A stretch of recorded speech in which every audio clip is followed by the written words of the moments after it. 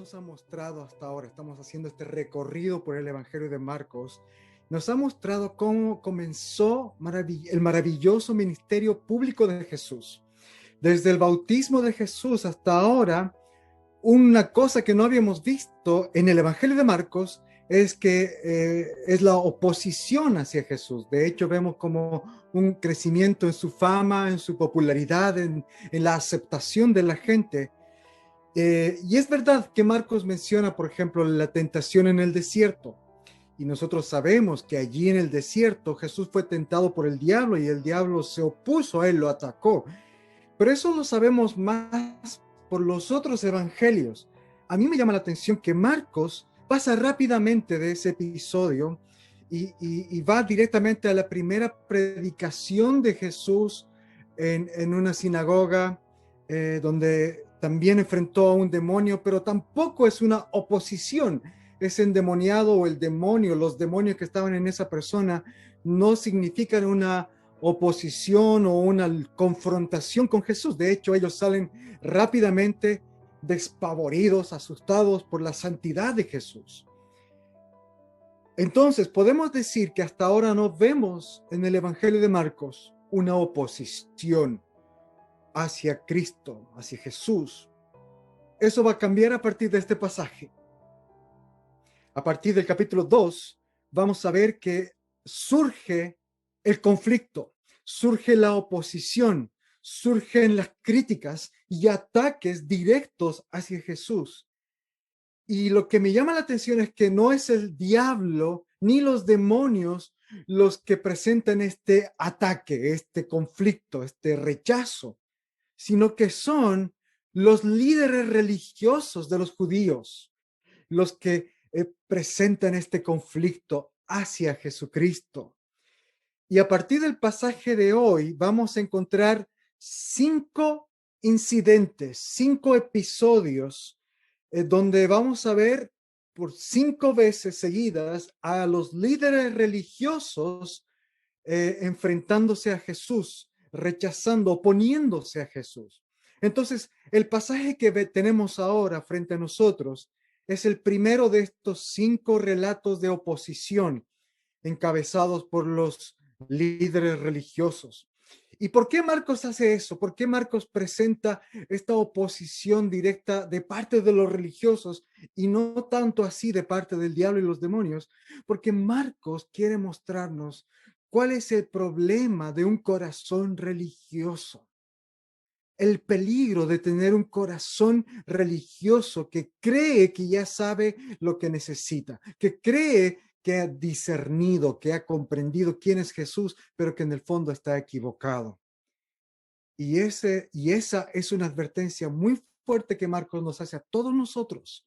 Ojo con el corazón religioso, porque es este corazón que en lugar de recibir, amar y aceptar a Cristo y la enseñanza de Cristo, se opone a Jesús. Así que preparémonos para estudiar este pasaje y quiero invitarte a hacer una pequeña oración conmigo. Señor, tú eres quien nos impulsa a leer y escuchar tu palabra. Te pedimos que esta palabra predicada desde el Evangelio de Marcos llegue hasta nuestros corazones de tal manera que podamos hacer tu voluntad mediante el poder del Espíritu Santo. Amén. Amén.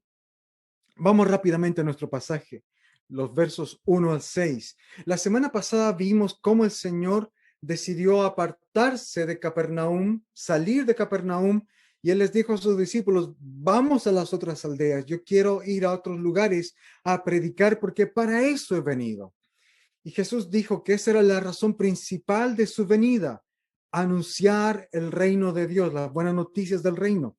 Así que él estuvo viajando por la región de Galilea, por toda esta región del norte, pero en el pasaje de hoy se abre el pasaje en el versículo 1 diciéndonos que Jesús volvió a Capernaum. Luego de estar predicando en estas aldeas, él regresó a Capernaum, que es como una especie de base de operaciones. Desde ahí es donde el Señor se moviliza a los distintos lugares y poblaciones de la región de Galilea, que es la región del norte del país. Entonces, en el verso 1 dice que Jesús volvió a Capernaum y menciona que estaban en una casa. Probablemente esta casa es la misma casa de donde Marcos nos relató que Jesús había sanado a la suegra de Pedro. Y también aquí vemos un cuadro muy similar. Cuando Jesús sanó a la suegra de Pedro, en el capítulo anterior, Marcos nos dijo que mucha gente se amontonó, se reunió en esa casa. Y ahora sucede algo similar. Una vez más, mucha gente llega a esta casa. Y estaba tan llena, dice Marcos en el versículo 2, que hasta el espacio que estaba fuera de la puerta estaba bloqueado. Estaba tan llena la casa de gente que no había lugar ni para un alfiler. Es otra forma de decirlo. Y sin lugar a duda, toda esta gente se amontonó alrededor de Jesús en esa casa porque querían verlo hacer un milagro. Ellos querían ver a Jesús hacer sanidades o exorcismos. Pero no es eso lo que Jesús estaba haciendo dentro de esta casa. Si tú prestas atención, ¿qué es lo que Jesús estaba haciendo? Según el verso 2, él estaba haciendo aquello que era su prioridad. Él estaba predicando la palabra. Así que probablemente la gente estaba un poco desilusionada por no ver milagros. Jesús estaba predicando, predicando. Y este es el marco en el que se desenvuelven los siguientes eventos. La casa está llena, Jesús está predicando. Y para comprender un poco mejor estos eventos, te invito a visualizar cómo eran las casas, la casa típica de un campesino en la Palestina de los días de Jesús, porque las casas eran diferentes a nuestras casas de hoy. Generalmente, las casas tenían una estructura pequeña, eran de una habitación y otro espacio donde era la sala, comedor, cocina, todo al mismo tiempo. Los baños se encontraban fuera, lejos de la casa. Y generalmente las casas de un campesino, las casas de una persona común y corriente, tendrían un techo bajo. Se llegaba al techo mediante una escalera, pero la escalera estaba en la parte de afuera, al lado de afuera.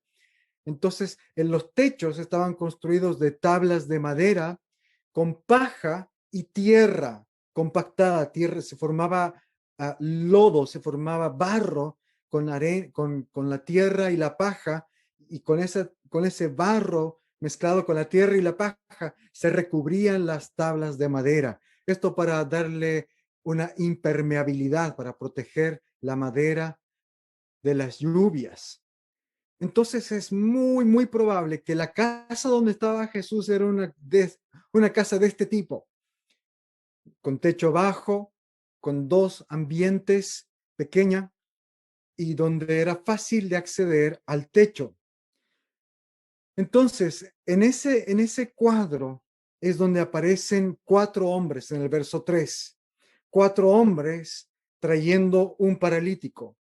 Pero cuando estos hombres ven que hay una multitud enorme amontonada en la casa, prácticamente haciendo imposible entrar a la casa, ellos no se dan por vencidos.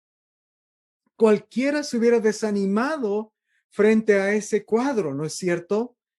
Ver tanta gente y literalmente era imposible entrar. Cualquiera, una persona común y corriente hubiera dicho, volvamos otro día, ahora es imposible. Pero ellos no.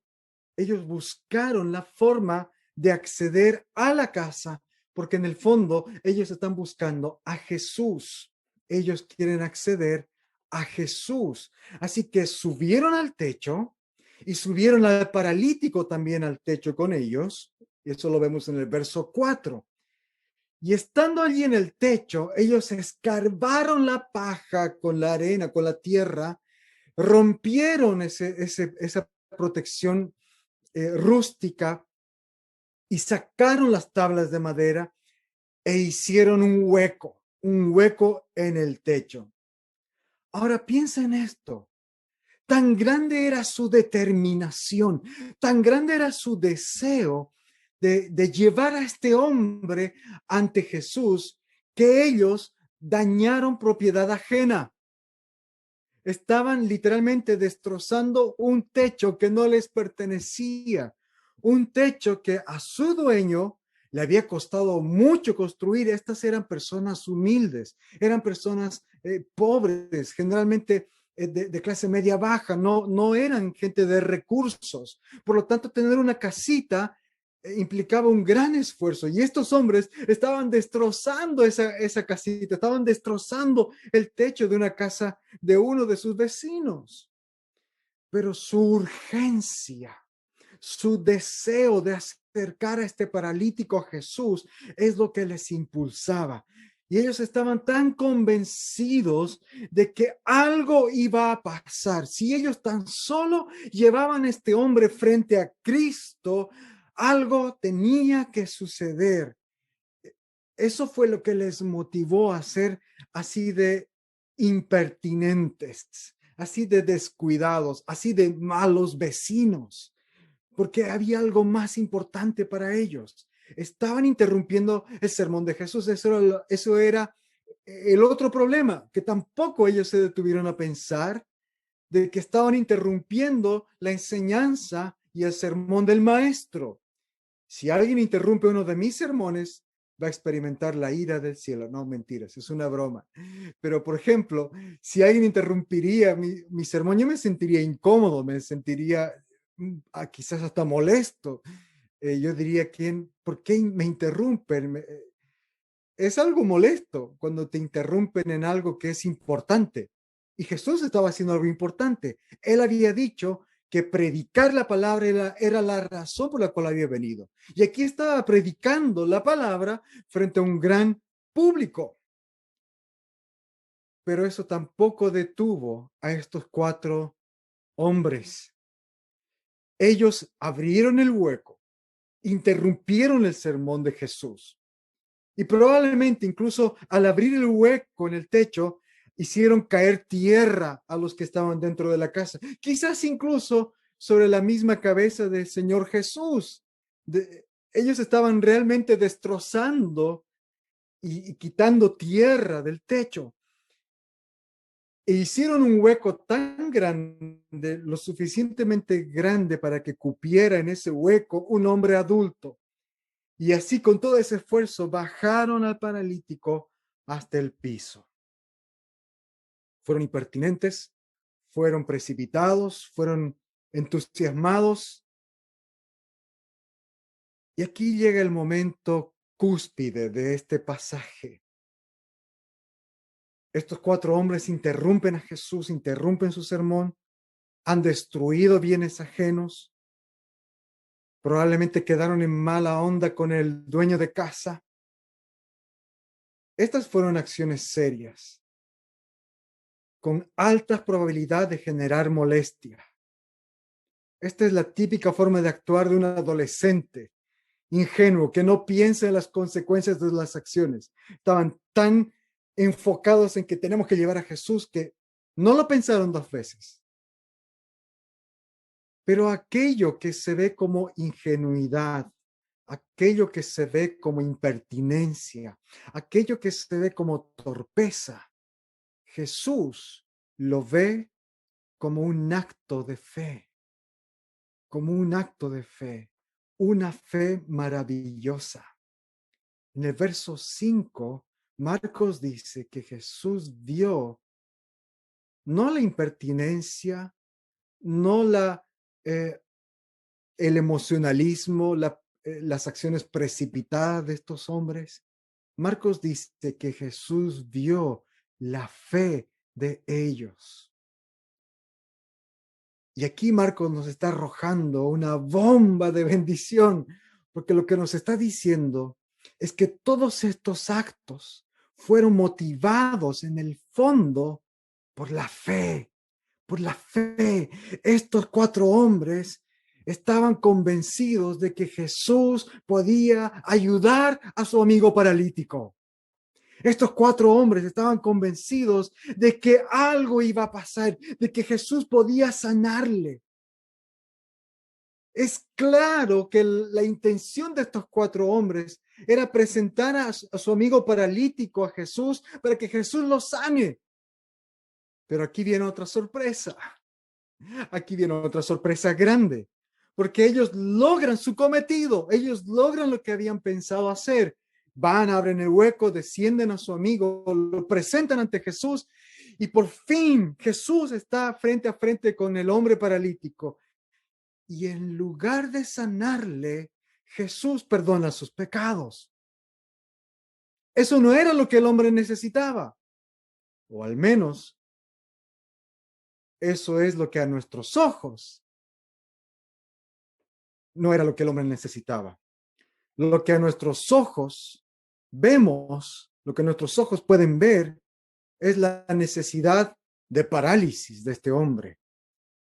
Pero Jesús puede ver aquello que nosotros no podemos ver. Jesús sabía qué es lo que ese hombre realmente estaba necesitando. ¿Dónde estaba su necesidad más grande? Y ojo, aquí Marcos no está diciendo que este paralítico fue un pecador excepcionalmente malo. Tan pecador era que necesitaba ser limpiado de sus pecados primero, más que ser curado de la parálisis. No es eso lo que Marcos está diciendo.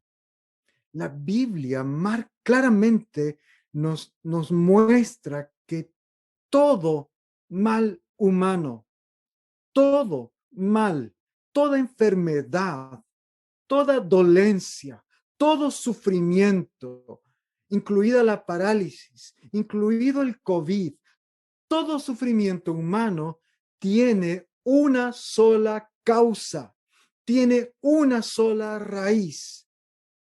Y esta es la separación del hombre con Dios.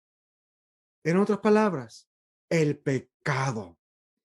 Nuestro pecado es la causa de todo lo que está mal en esta tierra y en esta vida. Por el pecado nuestro es que entró a la humanidad, a la creación perfecta de Dios, la enfermedad, el dolor, el sufrimiento, el cansancio, el debilitamiento y la muerte. Entonces aquí la Biblia nos está mostrando que la necesidad más importante de todo ser humano, es ser perdonado de nuestros pecados. Eso es lo que necesitamos, más que ser sanados de nuestras enfermedades. Si Jesús se hubiera limitado a sanar a este paralítico, si él solamente lo hubiera sanado de su parálisis y lo hubiera despedido, ese hombre se hubiera ido caminando de ahí directamente para morir más tarde y llegar al infierno separado de Dios. ¿De qué hubiera servido su sanidad física? ¿De qué hubiera servido que él recupere su salud por un poquito de tiempo? Porque escúchame bien, toda nuestra vida, así sean 70, 80, 90, 100 o más de 100 años, no es nada comparado con la eternidad. Jesús estaba preocupado con lo que a ese hombre le iba a pasar para la eternidad. Curarle de su parálisis es un parchecito nomás, porque su parálisis, lo que dura esta vida, no es nada comparado con la eternidad.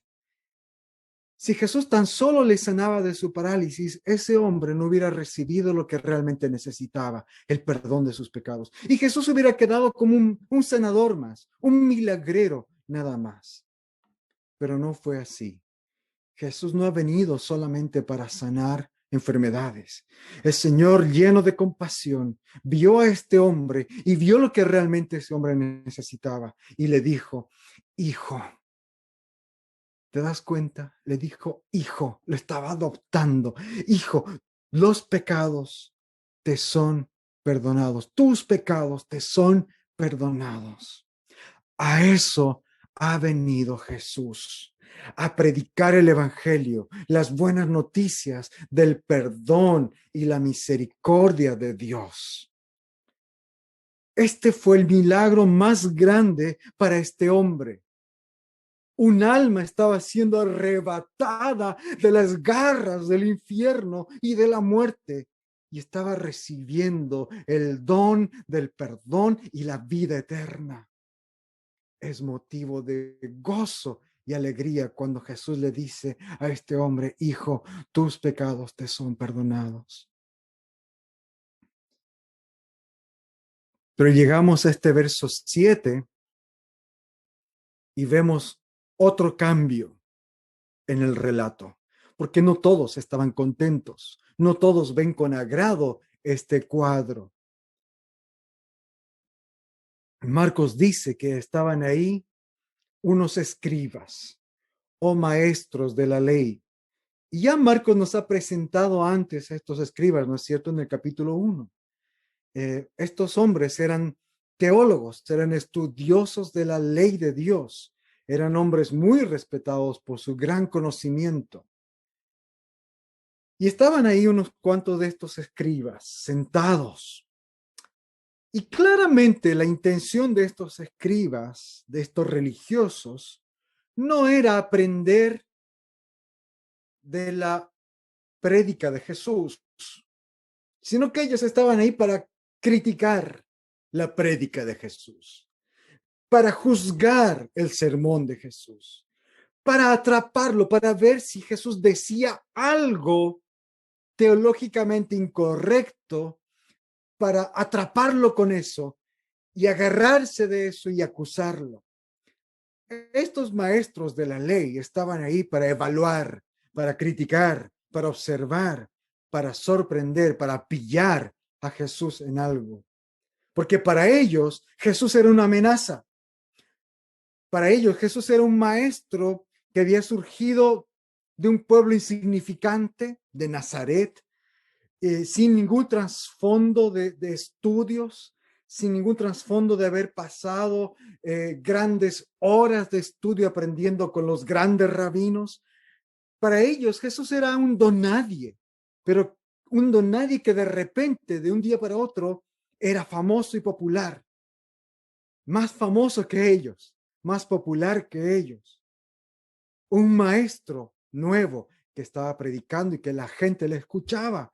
Así que ellos estaban muy enojados y muy preocupados con Jesús, el más popular y famoso predicador en esos días, pero que según ellos era un donadie. Así que ellos estaban ahí para escuchar la prédica de Jesús, para pillar a Jesús, para sorprenderlo, para ver si Jesús decía algo incorrecto. Así que estas palabras les dio a estos religiosos la oportunidad que estaban buscando. Ni bien Jesús dice al paralítico: tus pecados te son perdonados, ellos paran las antenas, se encienden las luces rojas. ¿Por qué? Porque cualquiera que tuviera el atrevimiento de perdonar los pecados estaba blasfemando. Blasfemia. ¿Qué es la blasfemia? Blasfemia es un insulto, una ofensa directa contra Dios. Decir algo que va en contra de la palabra de Dios, decir algo que contradice lo que Dios ha dicho, es blasfemar. Entonces, para ellos, solamente Dios podía perdonar los pecados. Y para estos maestros de la ley, Jesús no era Dios. Por lo tanto, cuando Jesús acababa de decirle a este paralítico: te perdono tus pecados, estaba blasfemando.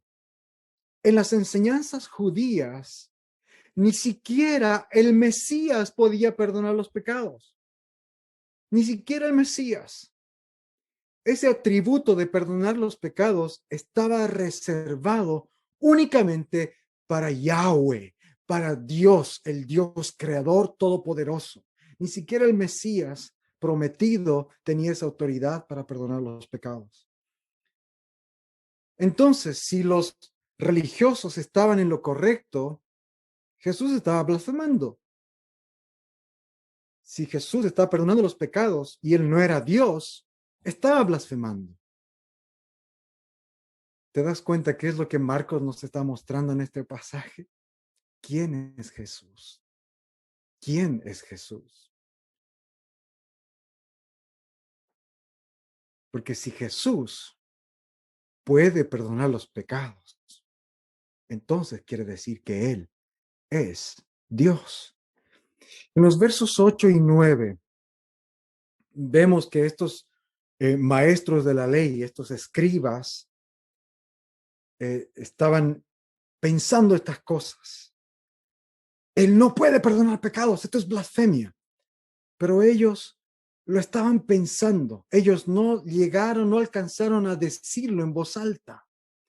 Lo tenían en su mente. Pero Jesús conoció, supo lo que ellos estaban pensando. Eso también nos enseña que Jesús tenía acceso a los lugares más recónditos del alma humana. Jesús podía conocer, podía escuchar los pensamientos de estos hombres. Así que Él les desafía con una pregunta. Mira en tu Biblia el verso 9. Jesús les dice, ¿qué es más fácil? ¿Que le diga al paralítico tus pecados te son perdonados? ¿O que le diga levántate, toma tu camilla y anda? ¿Qué es más fácil? Ahora, ninguna de estas dos cosas era fácil en realidad. Yo creo que ese es el propósito de por qué Jesús lo dijo. Ninguna de estas dos cosas es fácil. Nadie puede realmente perdonar los pecados porque nadie tiene esa autoridad. En eso estaban en lo correcto los religiosos. Solo Dios tiene la autoridad para perdonar los pecados. Y tampoco nadie puede ordenarle a un paralítico que se levante y camine, porque nadie tiene esa autoridad, el poder para sanar solamente con ordenarle a alguien de que se sane. O sea, estas palabras se las puede decir. Alguien puede decir, te perdono tus pecados, o el paralítico, levántate. Pero una cosa es decirlo y otra cosa es tener la autoridad para que eso se cumpla. Por lo tanto, ambas cosas son difíciles. Ambas cosas son imposibles para el hombre. Ningún ser humano puede decir ni lo uno ni lo otro de verdad, seriamente hablando, porque solo Dios puede perdonar los pecados y solo Dios puede sanar a un paralítico. Ambas cosas son imposibles para el hombre, pero ambas cosas son sencillas para Dios. Perdonar pecados, sanar un paralítico es imposible para un ser humano, pero ambas cosas son simples para Dios. Para los religiosos quizás era más fácil decir te perdono tus pecados o declarar el perdón de los pecados sobre una persona.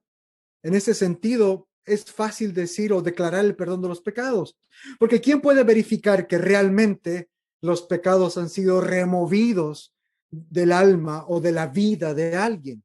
¿Cómo podemos comprobar que realmente se han quitado los pecados? En ese sentido, es mucho más fácil y sigue siendo fácil decir los pecados te son perdonados.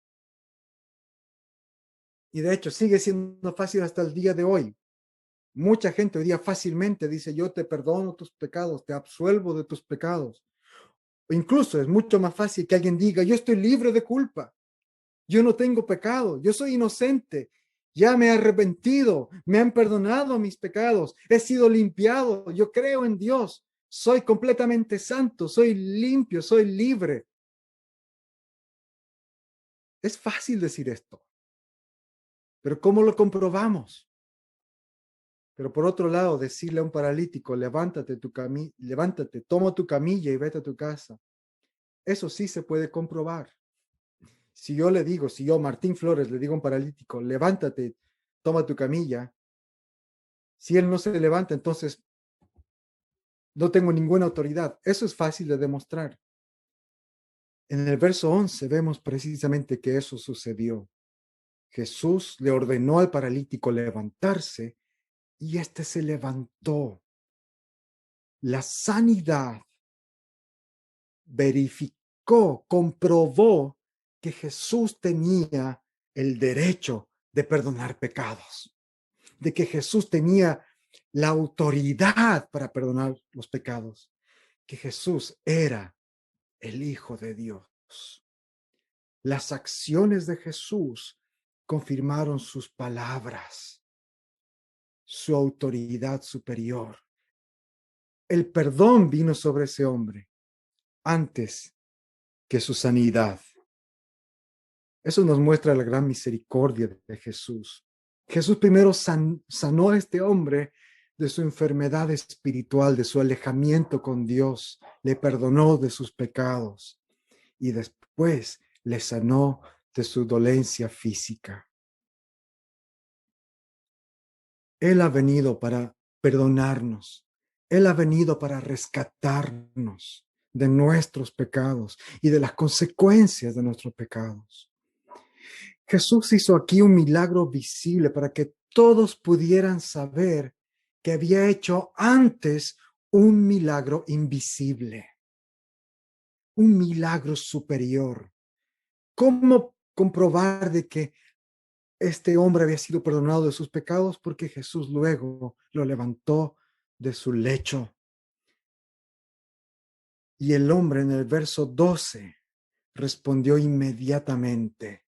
La cura, la sanidad fue simultánea a la vista de todos.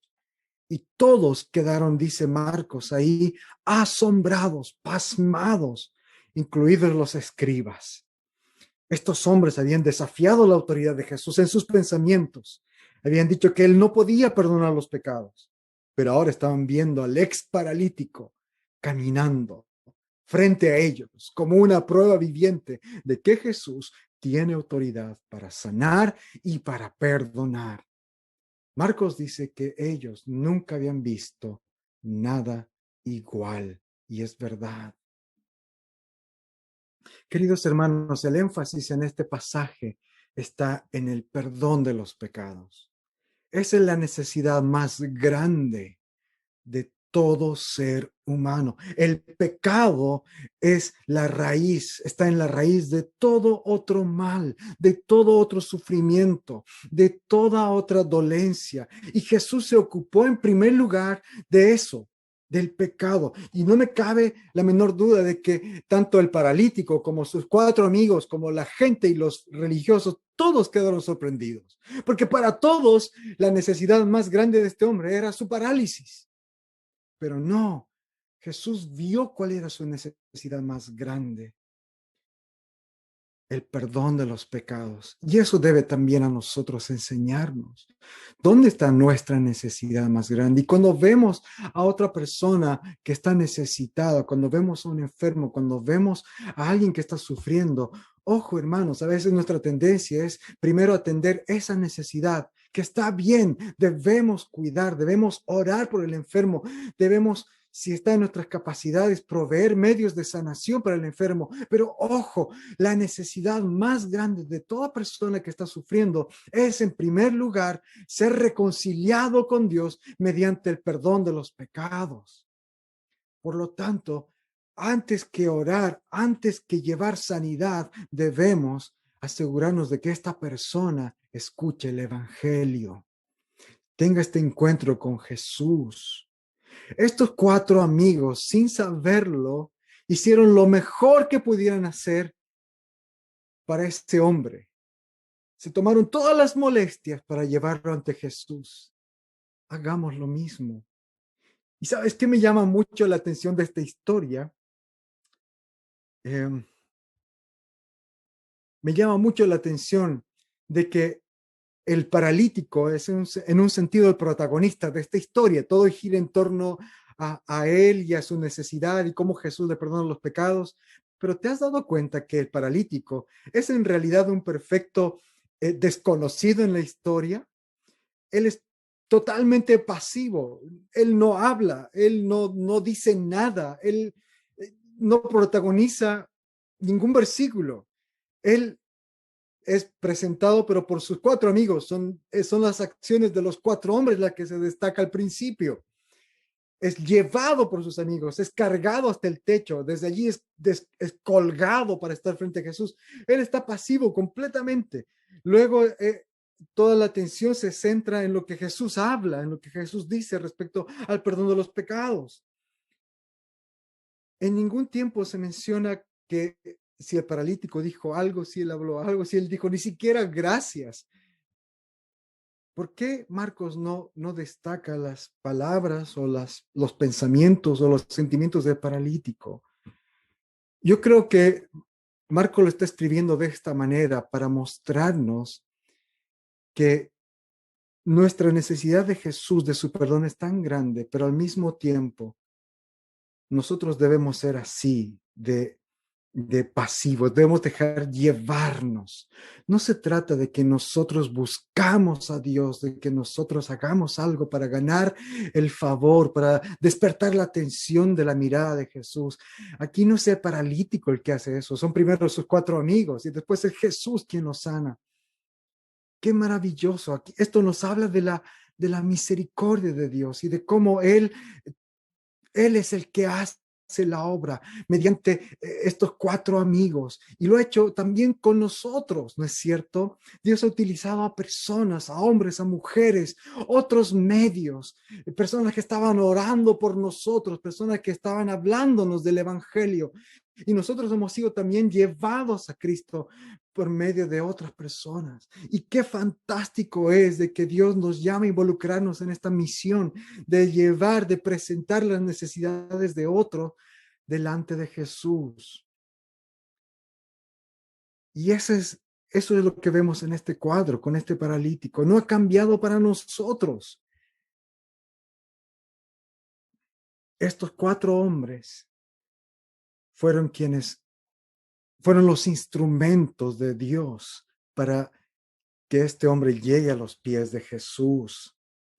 Y es la fe de estos cuatro hombres la que debe también enseñarnos a nosotros.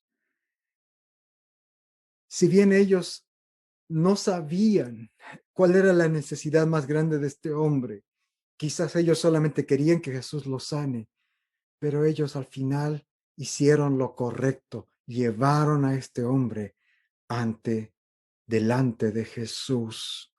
Y eso es también lo que debemos hacer tú y yo, llevar a las personas, al necesitado, delante de Jesús, porque solo Jesús sabe cuál es la condición interior de todos nosotros. Solo Jesús sabe cuál es la necesidad más grande de todos nosotros. Esta fe de estos cuatro hombres debe motivar nuestras acciones.